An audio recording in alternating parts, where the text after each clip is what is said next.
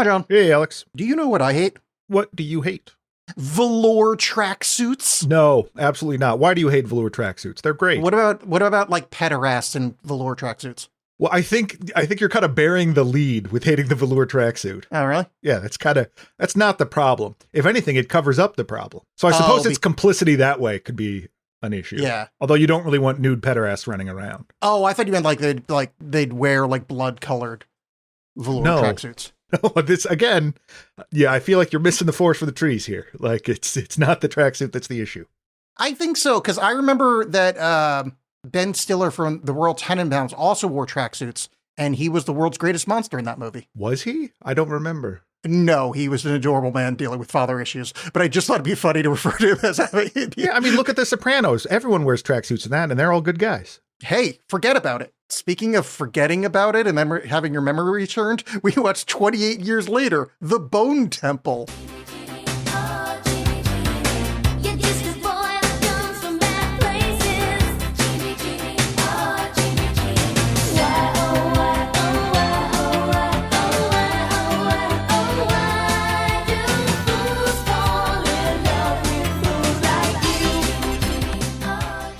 Let's have a new segment that's called Alex's Alzheimer's Corner.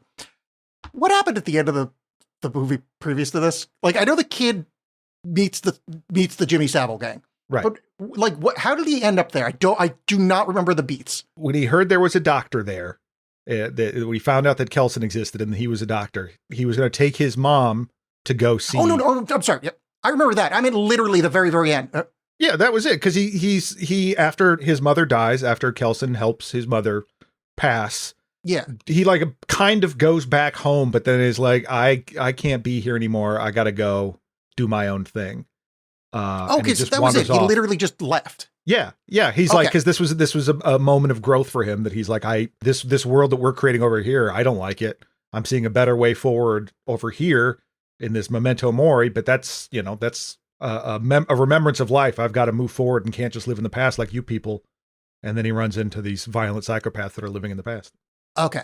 Because I was struggling to remember why the fuck he was there. I'm like, I know he got back to his little town. I remember that sequence. Like, why okay. That's all coming together. Not that it really helps anything. And then other than the Jimmy Savile gang, did we know anybody else? I mean, we knew the doctor. Yeah, we knew Samson. If you've been following the series, you know the very, very end. Yeah, no, I more meant like the people in the farmhouse, or those are just new characters. Oh, you mean, yes. Yeah. The casting in both these movies are, they're fine, but like... You just have an aphasia where you can't recognize British people? I think that's it. I think I have British aphasia. Mm-hmm. I think is the problem I'm experiencing. It's like right now. Anomalisa, but everyone is just Stephen Fry to you. So my memory wasn't all that bad. It was like he left for no good reason, which is why I couldn't remember the reason. And none of the other characters other than the obvious ones. Well, I don't want to say no good reason, but point taken, yes. No, but I mean, it wasn't like... there wasn't an inciting thing other than his mother's death. It wasn't the town burned down, his dad, told him to leave. Like, it was just literally like, hey, I'm growing up. Guess I might as well run off into the wide, wide world of, 6 miles that way. I do very much enjoy that the dad is not in this movie because, I mean, it's not really a spoiler because it's in production, like it's happening, but like there's another movie coming out, which we can talk about whether or not that's a good idea, but, featuring Craven actor? Don't know, but I'm saying if, he might come back in the third one, but I like that he's not in this one. Yes. There was a scene in the woods where a guy with a beard, like kind of that guy that breaks his ankle. Yeah. He doesn't look like Aaron Taylor Johnson at all. But he had a big beard that's covering his face. I'm like, crap. Are they going to like write off the dad right at the beginning? I'm like, oh no, that's just some other. Right. Yeah. I just didn't want it to be asshole. the exact, have the same dynamics as the first one. Yeah. No, I like the choice. I like how separate it is from all the other ones while still like kind of continuing. Yeah. The entire kind of world is good. My only real overall complaint, like for the, before we start talking the kind of plot wise, is little too much dong. I need like 40% less dong. And I'm not even talking just in like length. Right. I mean, in screen time as well. Yeah. I mean, I know that guy was in a lot of prosthetics. No, but you see Ray Fiennes' dick too. Yeah. Yeah, that's what I'm talking about. Ray Fiennes is actually... in prosthetics, yeah. Yeah. Oh, yeah, because he cut off his nose for the Deathly Hallows movies. Right. So they had to do all that. They had to put a prosthetic nose on, yeah. By the way, Ralph Fiennes called the Dark Lord in this movie, also a name for Voldemort. Right. So as I say that, just remember, everybody, go out there, support J.K. Rowling, watch all of her movies. Nope. Make sure to buy the books new, so Put you know, black mold in her house. Put more black mold in her house. The money goes directly to her. Make sure to watch every episode of the new show on the first. Airing. Don't do any of that. Yeah, don't do that. Like low-key, if you are going to watch the Harry Potter show, and I get your thinking for it, there's a thing called the Friendly Seas, such as the Pirate Bay or other downloadable sites. Go there. They get no money. It doesn't look like the show's popular. And then we cannot support the world's biggest asshole. Sorry, we're in England. I had to talk about J.K. Rowling. J.K. Rowling, Jimmy Savile, all the best Brits. Yeah, just grow up and watch something else. It already like there's already talk about like remaking Lord of the Rings. You don't need to. It's done. It's fine. There's no reason to remake Lord of the Rings. Stop it. Do something else. Like make 28 Days Later the Bone Temple. Yes. Oh wait, they already did that though. Yeah, but like at least this is not just a remake. No, I like it. It is significantly different in that like that the first one by Danny Boyle was a lot more frenetic and a lot more like fast paced. Like I talked about in that episode, like I love the colors of it. And this is perhaps, Nia DaCosta is doing this one. And instead of just using like iPhone cameras, they use an actual like Alexa. And while it might not be as vibrant, it is no less verdant, I would say. Wow, look at you. For really not liking her Candyman movie, which I don't necessarily fault her for. I think a lot of my problems with that were the script. I think she does a fantastic job here. Do I agree with that? She didn't direct the other one, right? Nope. The other one was Danny Boyle. Oh, Danny Boyle did 28 Years Later as well? Mm-hmm. Oh, I didn't realize that. I thought he had already given up. I knew like in the series, I have other people direct. For some reason, I thought he had already done that. Yeah. So the reason I'm pausing is I think that this movie's a little clunky at times in the editing. And I guess that's not directing, that's more editing. Some scenes last like part of that as well. Oh yeah, totally. But I mean, like, I can't just hang it on their head. You know, they're doing a lot more shit. I don't know. Just some of the scenes go too quickly. Some last too long. And I think some of the connective tissue, I don't know, just is lacking. I think it's just not that deep of a story. And like, we took a long time to tell it. Yeah, it's a lot more hanging out. Like there's less the propulsive plot that's carrying us through it, as much as it is just sort of an exploration of these people and these ideas. And I didn't mind that, particularly in the case of Ray Fiennes. No, it's him as Dr. Kelson. I could hang out with that character for the whole movie. That's not the part I have a problem with. It's the hanging out with the Jimmy Savile gang. Not that I have a problem. Like I think they're all good. I just think some of the stuff lasts too long and it's a little samey. Like there's like. From the time that, like, I'm looking at the page to try to remember, Spike first meets up with them, that we're seeing in this movie where they have their, like, hazing ritual, to the end, it's all just kind of the same notes. Like, the lead Jimmy Savile guy is, like, he gets a little frenetic towards the end, but a lot of it's just, like, mean. Hey, we're mean. We like being mean. Mean. And they go to it too many times that it starts to stick out. Like, the surface level of it starts to be more apparent than if they'd kind of jumped back and forth to them more often. So you're not really just hanging out and going, there's no philosophy here. This is just nothing. I think Jack O'Connell who I think is great in this. Like I honestly don't remember him much from Sinners. He was fine.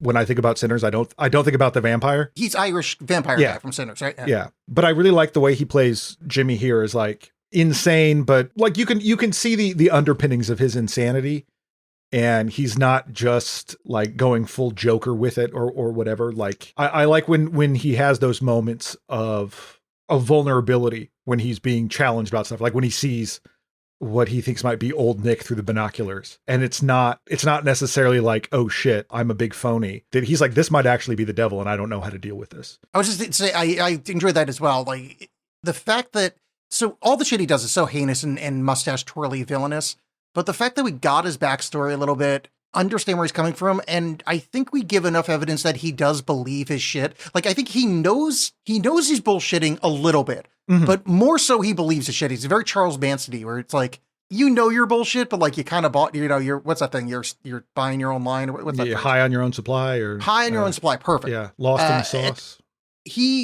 nails that kind of like that liminal space really well in his performance. What I really enjoyed with the fingers, as it were, is the sort of slow reveal, because as Spike gets in with the fingers after kind of getting hazed in, and they all have different names that are Jimmy-ish, like it's Jimmy something or Jemima, but that the one that he kind of falls in with, Jimmy Inc., played by Erin Kellyman, it sort of sets it up like that she's like, hey, I'm in this too, but I'm one of the good ones. And I see you, you know, when Spike kind of befriends her a little bit, or she befriends Spike. And it seems a little bit more like, oh, I realized this was all wrong. And, you know, Spike, you show me the way. Whereas this is really, no, I'm fucking crazy. I am crazy and evil on my own terms. I just don't believe his bullshit. Yeah.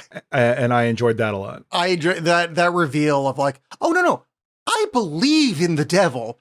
I believe that the devil's over that hill. I just don't believe that this guy's the devil's kid, which is such a lovely statement. And in this world, it's like, yeah, good enough. Yeah, because I mean, ultimately, this is about, in a lot of ways, even more so than the last one, the old world falling away. These belief systems that we have crumbling over time, or just, you know, like when faced with some hardship, be that whatever form that comes in, that can just destroy these things, and perhaps we need to find a new way. Because I think even with Ray Fiennes, it's a little unclear as to if his belief, like his sort of belief in science 100% worked or not. You know what I mean? Like it's, if morphine is the secret to calming this all down, or, because I guess what I'm basing that on is sort of, I don't know who kills Jimmy at the end. Is that Samson that comes back, or is it just a different undead? Oh, I took that as Samson, but so did I. Yeah. So if that's the case, then... Well, I think that Samson being aware enough, seeing this guy crucified next to his best friend, I'm pretty sure he can go, I'm going to put one and one together.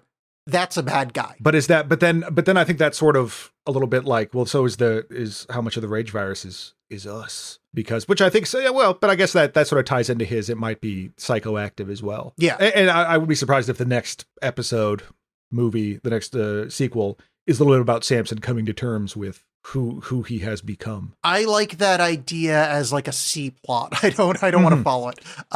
Yeah, I feel like we spent enough time with him. Another part of the kind of editing things, I think it could be a little snappier with the amount of time we spent with him. And I just feel like there was a lot of, it's established. Yes, like the amount of times he puts his fingers in the water, it's like, yeah, we've all been high. I got it. Like, let's just... I love the idea that, you know what can solve hate?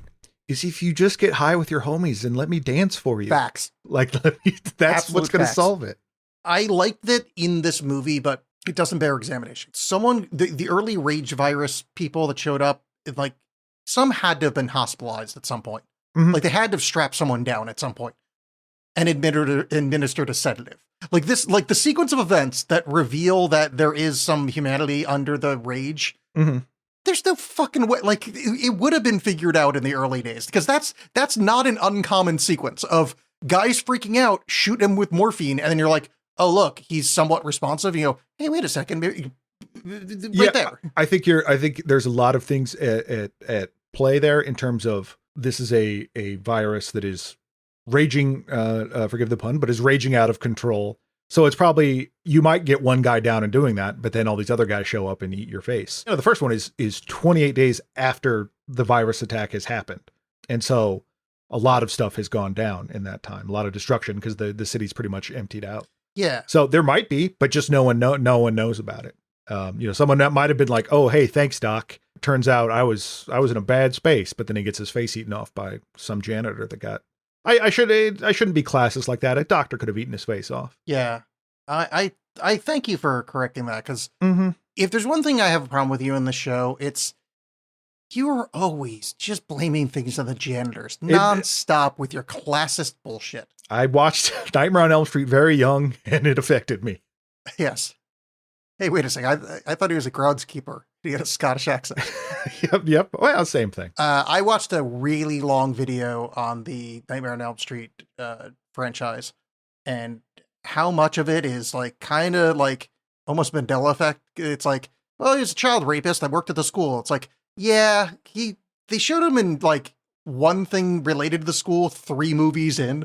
It's kind of like that Jason always had the mask where it's like, nah, that's like, that's the third movie before you even get the hockey mask.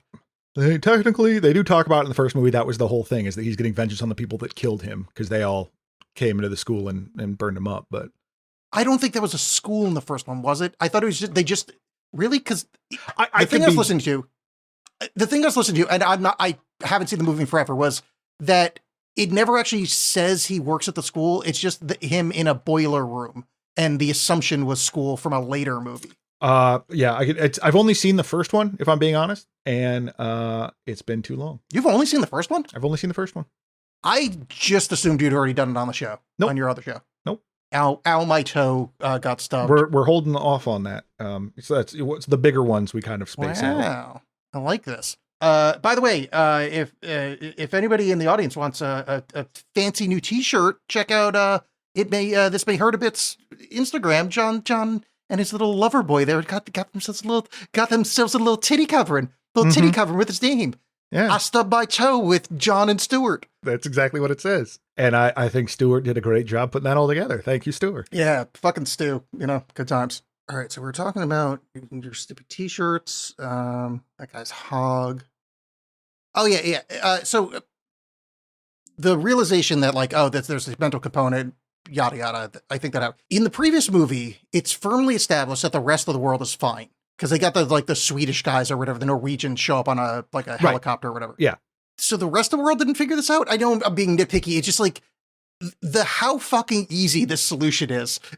Kind of bothered me on a if it's that easy to cure them, why did you give up all of Britain?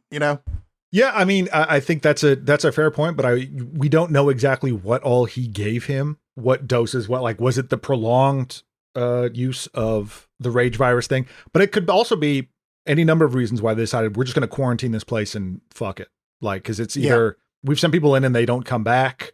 We don't know how to deal with that. We don't think it's worth it. It's a tiny little island, and they kill everyone. We'll just wait till this sorts itself out, and then we'll just move in and make Sweden too. Yeah. On that note, though, that's actually kind of sucks because that means the humans that are having children are actually the villains. Because the sooner humans die out in Britain, the sooner humans can thrive on Britain. Right? Yeah. I mean, that's always been true. I mean, I've said this for years. The real villains here, pregnant women. The lady in the barn, etc. In a lot of ways, pregnant women are your janitors. Yeah. Going back to the movie, I feel like really until more so the end, Spike kind of takes a backseat to most of this movie. Yes. I feel like it's really less about him and more about the world around him. And I think it does work, but I would like to spend a little bit more time with him, except for the fact that the time I'm spending with him is in this really not very deep storyline that we can't keep cutting back to. I kind of wish he had almost broken up with him earlier, or maybe there's a half an hour of the movie that he's on his own side adventure or something, so we don't have to just keep dealing with yeah, we get it, they're crazy, they wear tracksuits. Yeah, okay. I think it still speaks to the kind of the trying to leave behind the old Britain, the way things were, because these people are obviously stuck in the past. And this Jimmy is basing all of this on just sort of what he remembers of TV. And so he doesn't, it's kind of what collectively what they've sort of hallucinated that is, because they call them Teletubbies, which is just not correct. It's Teletubbies. But it was impressive. It's Teletubbies in England. It's one of those things where I don't think it is. Yeah, it's like a lift, But they did manage to remember how sexy Dipsy's dance is. So I think that's good. He was always the sexiest one. That dance sequence was very well done. The tension in that room while someone's doing a Teletubby dance, if you had put those ingredients down in front of me and said, Alex, do you think this would ever make an actual tense scene? Never in a fucking million years. I'm never betting on that. Yeah, I see what you're trying to do, but no, you're not going to pull this off. And you know what this movie did? Pulled it off. And I also like that, just sort of the reveal, because it kind of makes it seem like in the first one that it is this looking back at Britain and this is sort of the remnants of this culture. But when you find out that he just fully decides that he's a Satanist, that he's fully on board with that, it was a little on the nose, but it didn't really bother me because it does play into that sort of overall feel about, the old ways dying out, and just that idea that evil is sent from above rather than it's just being us, or sent from below rather than it's just us. That Jimmy, he's still trying to find some sort of wider meaning in this death and destruction, rather than just being like, fuck it, everything, like it's me and I want power. He's still got to have this being that he's attached to. That part I didn't enjoy because the joke of them is that the world ended before Jimmy Savile was discovered to be a horrific person. That's the joke there in their entire thing. Him actually being like, no, I'm actually like the son of Satan and the worst guy in the world.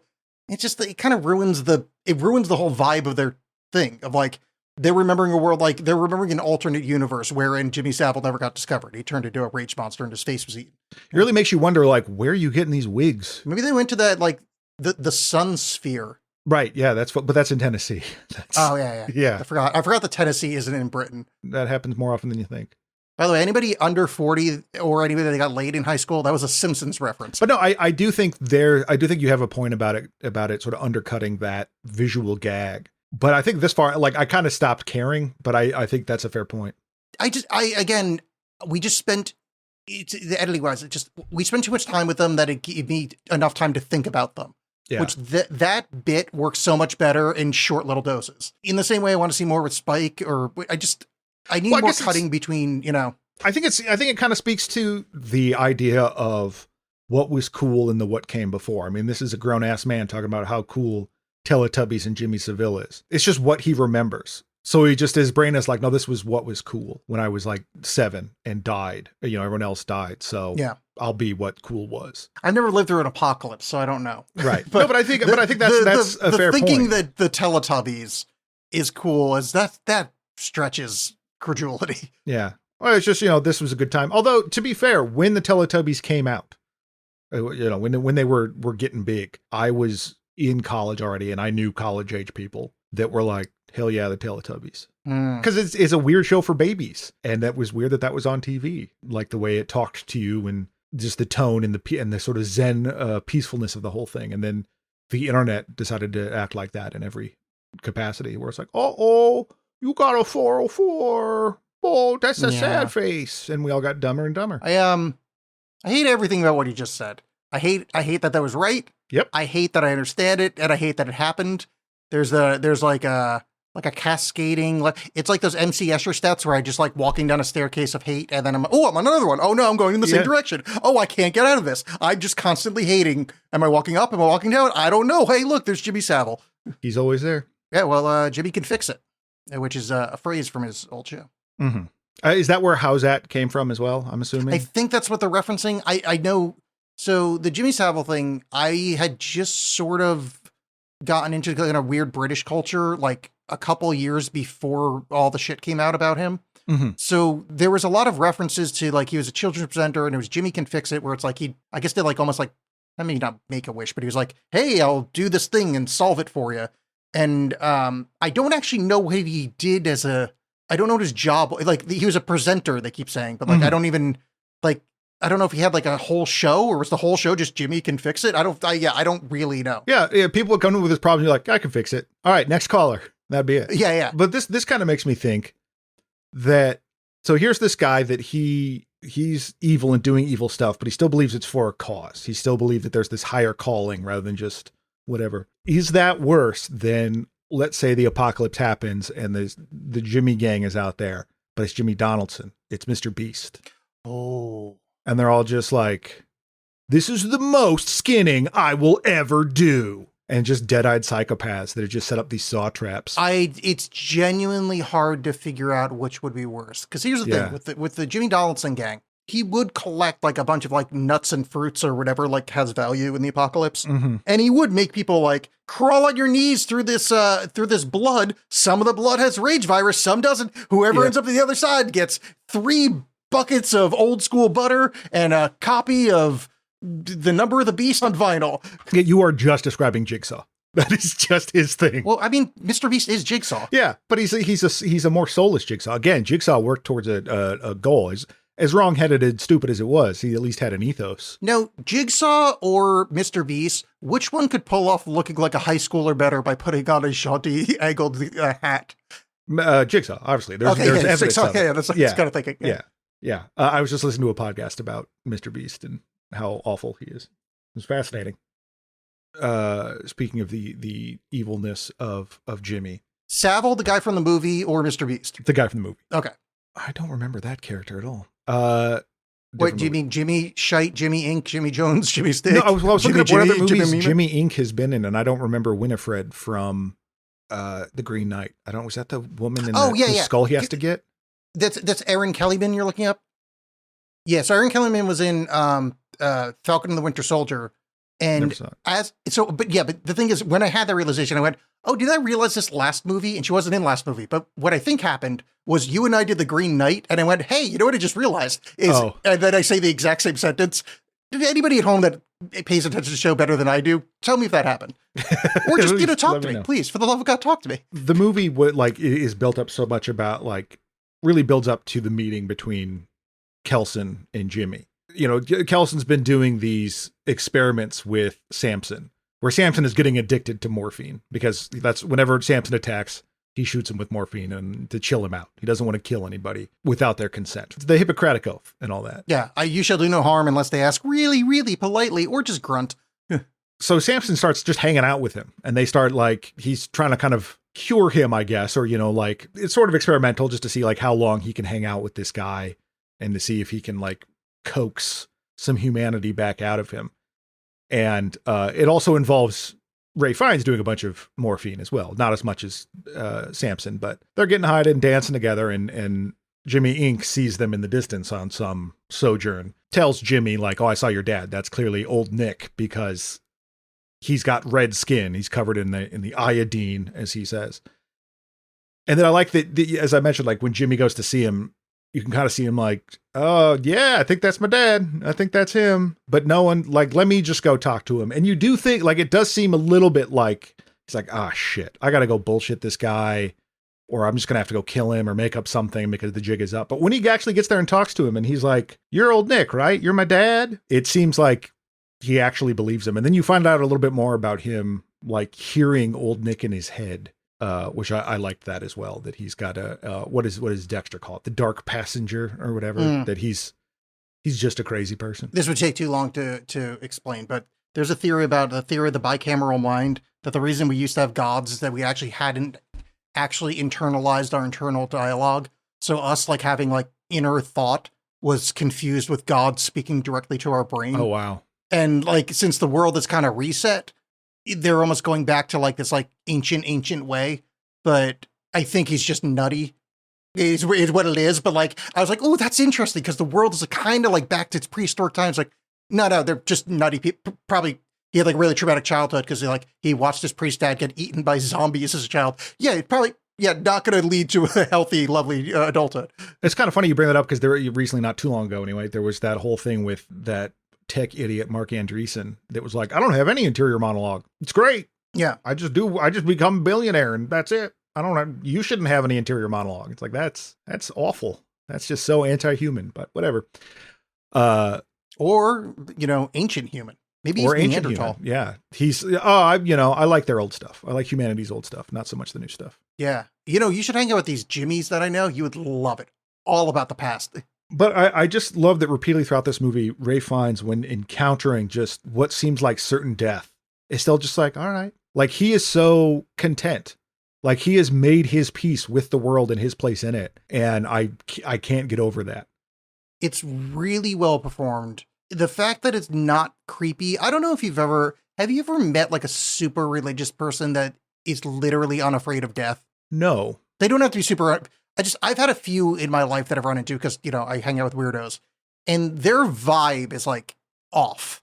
Because, every other person, deep down, they're terrified because we're all going to die.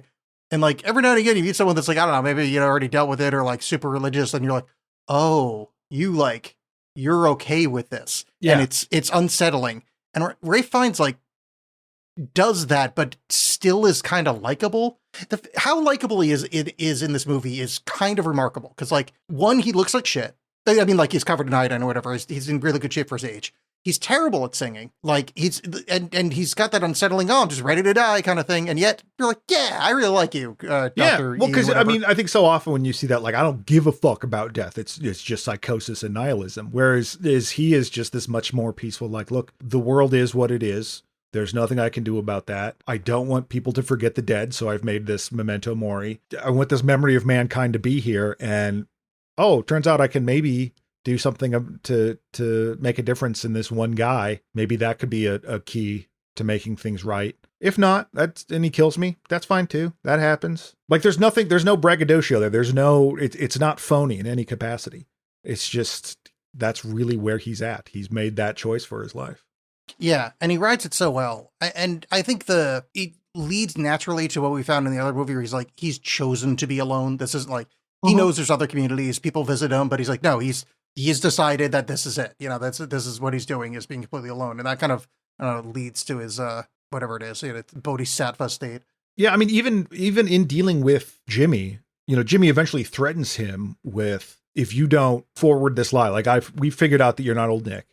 Okay, fair enough. You seem like a nice guy though, but if you don't kind of play along, I'm going to kill you in a violent way because I don't care. And just the lengths he goes to what seems like it's just going to be, yeah, okay, I did this, go on your way, until he sees Spike. But I think he also kind of has a realization of like what they're actually up to. Yeah, you see it in his eyes. At one point, lead Jimmy Crystal is describing how he's going to like rip the skin off of people, which, by the way, audience, there's a 5-minute scene of people getting their skin ripped off, which is very disturbing and very uncomfortable. But Jimmy Crystal is describing how he's going to go out in the world and do more of that. He's going to multiply. There's going to be more and more fingers, et cetera, et cetera. And I think the doctor in Jimmy saying that is going like, oh, okay, no, this isn't like just a normal crazy guy. This is bad. Like, I can't let this happen. Yeah, I thought I was just sort of humoring you as a Satanist, and you were just going to kind of be an Anton LaVey and, be friends with Jane Mansfield or something. I think that realization hits home from like what he's actually being a part of.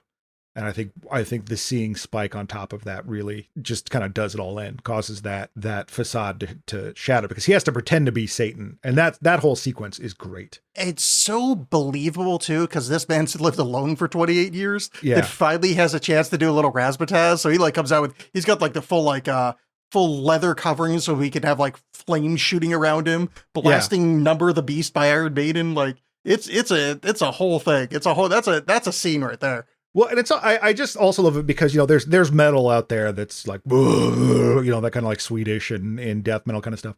That Iron Maiden is this like big theatrical evil, and that they went that way. Because, I mean, it's also more recognizable and whatever, but just the fact that kind of like, hey, Satan's kind of fun. I like that touch. I like also that, like, with his music choice, it establishes that he was an old dork when the world ended. Yeah. So, like, he was like a guy in the 2000s that still listened to 80s music. So he's probably in his like late 30s or whatever. Mm-hmm. And then 28 years later, he's this, but it's like, that's his record collection. He was just some asshole in 2000, whatever, 1990, whatever. It's listening to music from the 80s still, completely stuck in whatever that is. I can't say enough nice things about Dr. Kelson. Things don't work out 100% for Dr. Kelson, as he would have liked. And I don't want to watch one of these without him. This is my problem. I love that scene. I love how he leaves. Yeah. The whole thing is great. I like how they did I'm staring at pictures of my dead wife. They did it so quickly that I didn't do he's about to die. Like, I thought it was a character growth moment. I thought he's going to be the guy through these trilogy. Like, he's going to be the touchstone. And yeah, him getting stabbed was wonderful. But also I'm like, I don't know if I want to watch the third one now. I'm gonna. But like, that really took a lot of the like, no, you're supposed to be R2D2. Like, you're going to beat all these. That's I think part of the reason I like this, you talk about it kind of hanging around maybe a little bit too much, is that just I was so riveted to both his and Jack O'Connell's performance. But like I mentioned, I could just watch Ray Fiennes forever. I don't think I would have liked this movie as much if it wasn't for him. I'm really cautious about what's coming up next, because I think they've set it up they've set up a completely interesting third movie, because who knows what's going to happen, because all the antagonists, I suppose, or protagonists of the first couple are gone. So it wouldn't surprise me if they bring back the dad, where he's like, I've had enough sex with random women that I remembered I'm a dad, that I have to go save my kid. So that might come back. He might head back to the town, but I don't know. I like the Bone Temple. I like Kelson, and I'm bummed that part's over.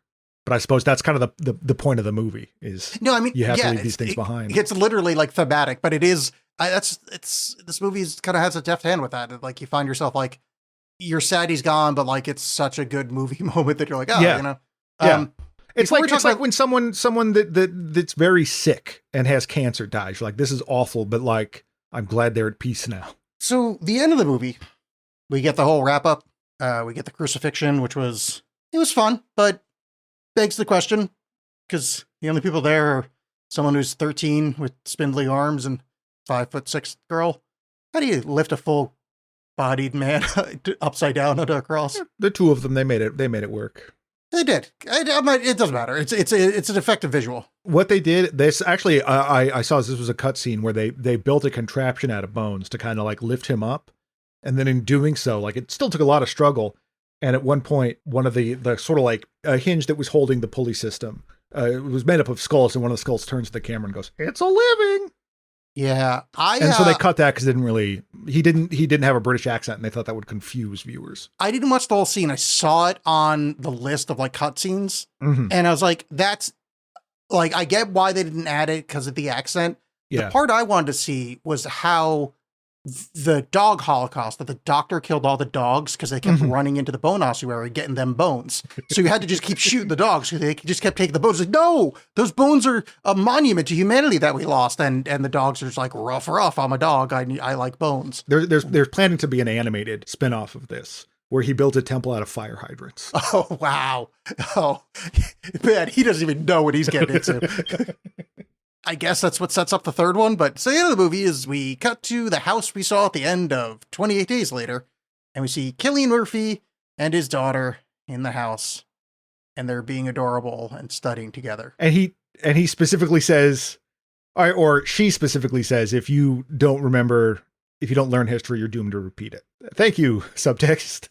And where's his mom? Where's the Don't know. We will find out because I don't know anything about that actress, about what happened to her post that movie. Then there is a ham-handed where, much like the Jimmy Savile stuff, the world ended before we knew. Where he's like, and that's why fascism never came back to any Western country. Stares at camera, puts on a red hat. Fascism never returned because the world ended. And yeah, I'm kind of torn on that because I always kind of liked that the British version, I guess, the original British ending was that he dies. That was always what I was going to ask you about that. Yeah. So when that was in the theaters in Britain, that's the he dies ending. I believe so. Okay. Because the only one I've British ever listeners seen. Pipe up and tell me I'm wrong here. Yeah, I hope there are still some. Hey, Eden, if you're still listening, what's up, man? Oh, man, that dude. Yeah, haven't thought about him in a while. Nice guy. But I've only seen the plane flies over, they're in the nice house ending. Yeah. Which made me, of course, wonder, why are they still there? Because at the end of the movie, I saw a plane flew over and established that they got rescued. Yeah, or at least that zombies were all dying out.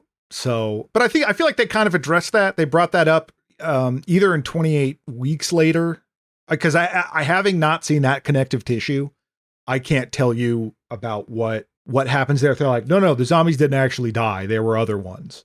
So I don't know necessarily what we're missing between that moment and the 28 years later. That being said, revisiting it, I'm a little, just because I'm so tired of fan service and looking backwards, and to kind of have a movie about that end with this. It's just, I have enough faith in the filmmakers. They've earned enough faith that I'm like, okay, well, this is going to be interesting, or something good's going to come of it. With the background radiation of fandom always existing everywhere now, is that going to be good, or is it just fan service? It's awkward. I was glad to see Cillian Murphy. I like that movie, but it's not a good ending for this one. It's just like, especially like this movie is very much talking about like, looking back to the past is not the way you do that. Like, this is not how you further the future. And him being there with perfect hair in this perfect idyllic setting. It's I think that was some of it too. We put a globe over it, and then it just sat there for 28 years. Although, if there is elements of, like with Samson, kind of reclaiming his past, where it's like the the people like Jimmy is kind of like he says, like he doesn't really remember his past. He's turned it into something else. He sort of idealized it in this way that to serve his needs, that, you know, his dad was leading the flock of the devil's army to kill the priest when his dad was the priest. Whereas Kelson is like, I barely remember what the world was before. I can't really remember it. I like that speech a lot, actually. Yeah. But then Samson is kind of starting to remember, and that's making him more human. So there is sort of an element of like, there are bits of your past that are worth holding on to. That helps make you who you are, like your individual past, not necessarily the overall communal, this is what society was like. So they could go down that route, I suppose. That could be interesting. But it is just, I don't know. Because I know there was some, with 28 Days Later, there was all like, oh my God, is he going to be in it? Is he going to be in it? With 28 Years Later. It's like, is that zombie him? Is he going to be in it? And I really liked that he was. Oh yeah, the one zombie that sort of looked like him. Yeah, that was the big thing. I was just going to say, like, because the movie ends with the theme from the original. And man, I'd forgotten how much I listened to that soundtrack when it came out. Oh, did you? Yeah, I loved this movie. I loved 28 Days Later. I watched it a ton, and like I listened to the soundtrack. Barely remember it now, but it's a good soundtrack. Yeah, I'm not sold on the end. I don't like, one, Cillian Murphy being a mega famous guy now. Yeah. Really doesn't make this work. Like the whole thing of 28 Days Later, he's just some asshole. He's like, what's he, a bike messenger or something? Mm-hmm. Mm-hmm. So he's a bike messenger. He's a nobody. And not taken away from bike messengers or custodians we're taking away from. We've established janitors are garbage. But particularly if they're pregnant. Yeah, pregnant ones. Oh God, don't even talk to me about fucking pregnant bike messengers. Get your fixed gear out of here, you piece of shit. Him being an any man nobody is not the point of that movie, but that's what makes that movie work. And going back to him somehow having this, like, oh, we put a cloche over this house and it's lasted for 28 years. It doesn't, look, man, maybe I didn't mean to say man, that was gross, but I maybe it works in the next movie. Yeah. But that was, it doesn't leave me as excited as the other one did. And the other one, like, I didn't necessarily want there to be more of an ending. I was fine with that as an ending. Him being like, well, I'm leaving behind this horrible, violent civilization. Hey, bucko, want to kill some people with us? Yeah. Okay. But yeah, it's just, I think some of it, because it is like, it's just so idyllic. From everything that we've seen up to this point, it feels a little phony. Like, there's no way this could actually be that good. Everything else has been not great. And so we'll see what they do with it, I guess. But yeah. But that's piled on, because, like, he says, when she hears like a zombie horde coming, he's like, hey, do you remember what to do? Like, it's been so long since they've seen a zombie horde. Now it's going to happen? Like, just a little weird. She doesn't he has to go, oh, do you remember how to do this? It's been that long. And then just coincidentally, that's like a crossover episode in like a sitcom, you know? Right. Yeah. I mean, who knows? Maybe he's got a bunch of cool traps or something. Maybe he's his own, got his own sort of jigsaw thing happening. But it is just like, I do like the idea of the two of them together, of Spike and Jimmy Inc., sort of being the last vestiges of these people, Jimmy and of Jimmy Crystal and of Dr. Kelson. That, like, although Spike wasn't, 100%, he leans more Dr. Kelson. He sees, that's kind of what made him change his whole thing, was seeing this more humanist, peaceful way forward. And then Jimmy Inc. has been nothing but trauma, and I want to murder everybody. But they get along. So what's going to come of that? So it's sort of like, what if yin and yang went on a road trip? Oh man, it's like, what if Tommy Boy but zombies? You know what they should do? They should write a movie where, like, two people that have like opposing personalities like get stuck together, and then, like, for like an hour and a half to 2 hours, we watch that. Well, here, let me raise the stakes a little bit. What if they were cops? And what if one of those cops was a dog? What if at the end the dog's eyes go back and forth like this? So for anybody that is a Simpsons reference. see previous footnote, Ibid or whatever. Oh, I love, just unrelated random thought. I love when Jimmy Mima or whatever, when she gets it, she gets the hook to the back of the head. That was. Oh yeah, where she starts like kind of like putting random thoughts together, like her brain is just firing random shit. Yeah, well, because the Jimmy gang is big on duels, basically. 1-on-1 to get to see who's best. And one of the people that they're terrorizing is like, I'll let you go if you can win a fight against one of my guys, and he picks Jemima because she's a waifish girl. And she kind of has this pathetic look on her face, and that was just to draw him out, and she totally murders him. And she wants to remove his trousers, which in charity speak, that's what they call their torture, means she's going to like skin his lower torso. Yeah. And she's like sitting on top of him, kind of grinding and gloating. And it's like a point of view from him looking up, and that you don't see it happen. You just kind of like hear the noise, and she like spits.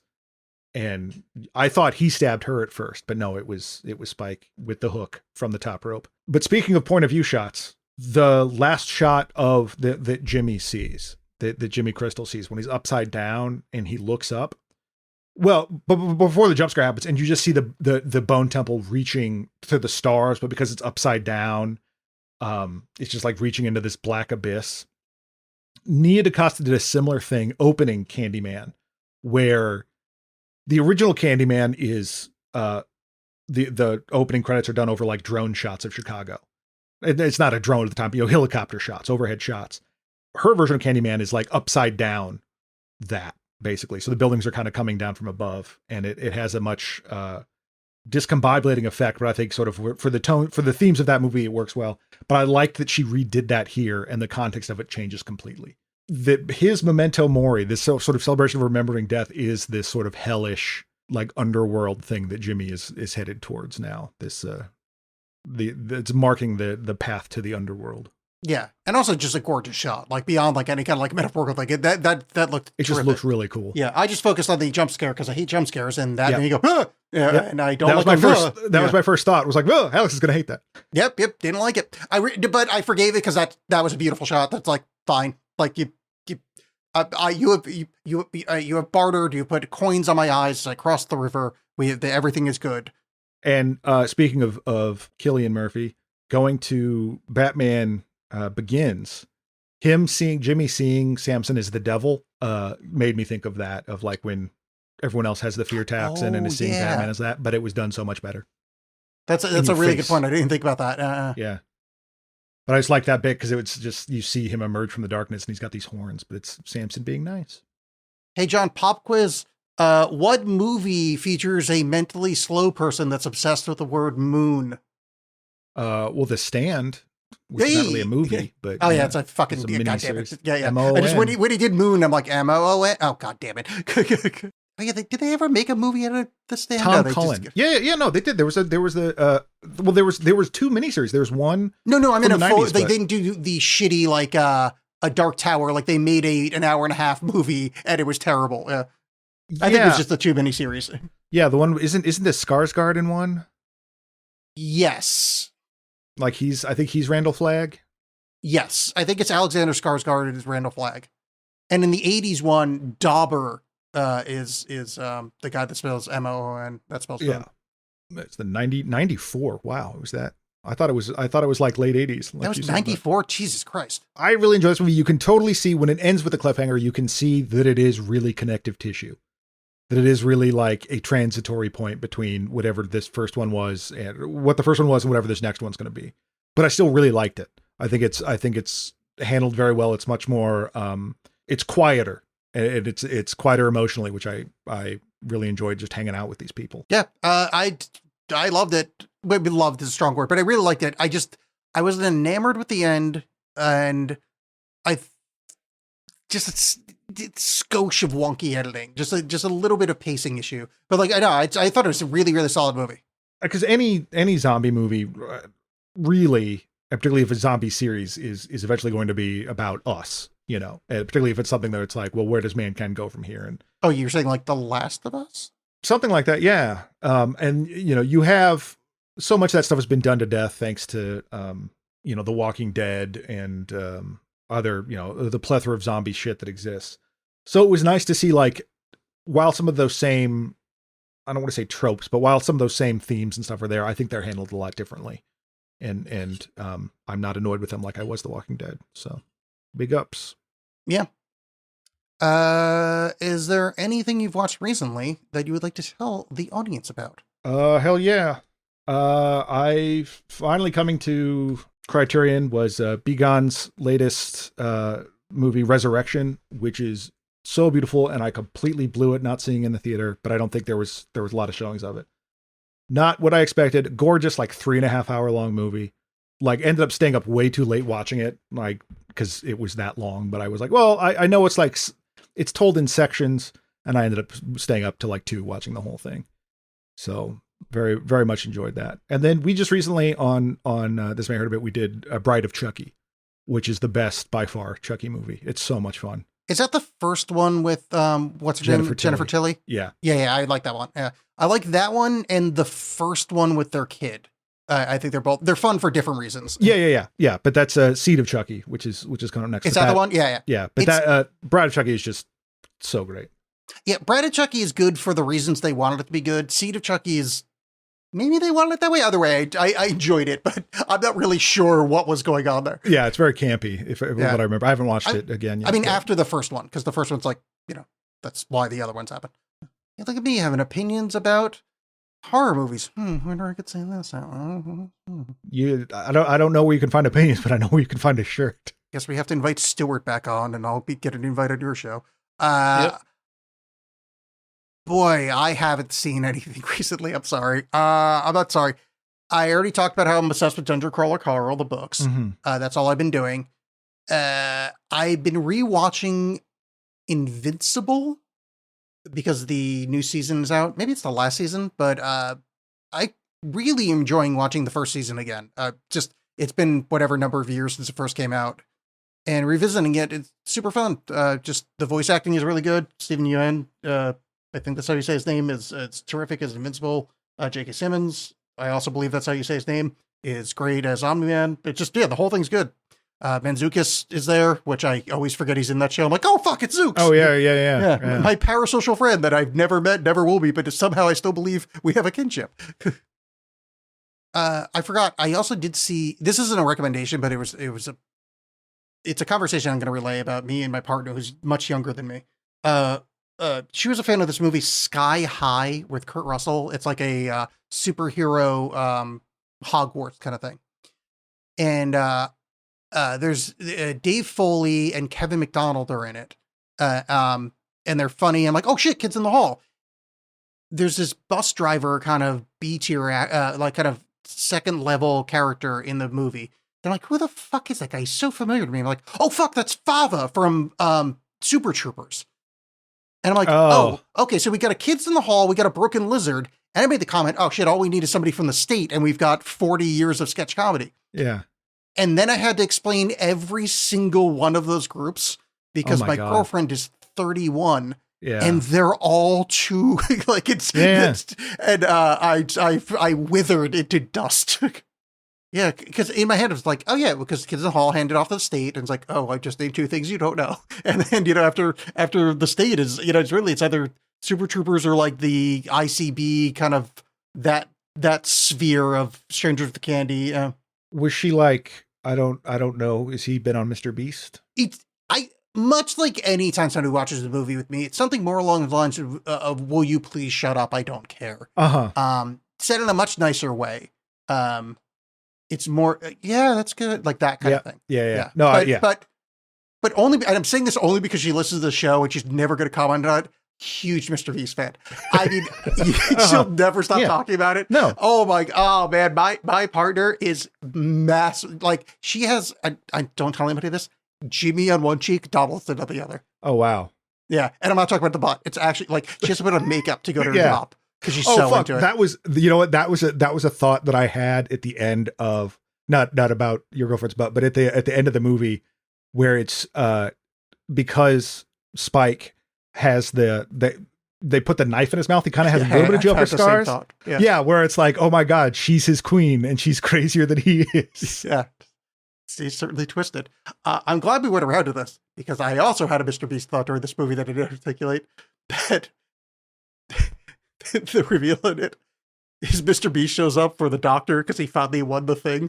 He had to stay in an underground thing. I'll give you $10 million if you stay in this underground thing on a zombie island. And like Mr. Beast shows up to him and like, why is that guy? Oh, he's crucified upside down, huh? Cool. Yeah. Maybe I can make these bone ossuaries into a puzzle of some kind to have the smart versus the strong do. That's the theme of the second season. Is smart. But I cleaned a river. So yeah. Go to hell, that guy. Here's something that has been stuck in my head since the 1980s or early 1990s. Is an episode of Married with Children where Al Bundy is trying to remember a song he can't think of, and this is pre-internet, and all he goes is him to remember the song. So anyway, does that remind you of a movie we should watch? Married with Children, the movie. Yeah, I think maybe we should watch. Or since that's not available yet, it's only available to rent for like $20. We figured we'd watch Him, the football horror movie with Marlon Wayans. Yes, movie by A24, which dares to ask what would happen if a football player was in a horror movie. Yeah, first time it's ever happened.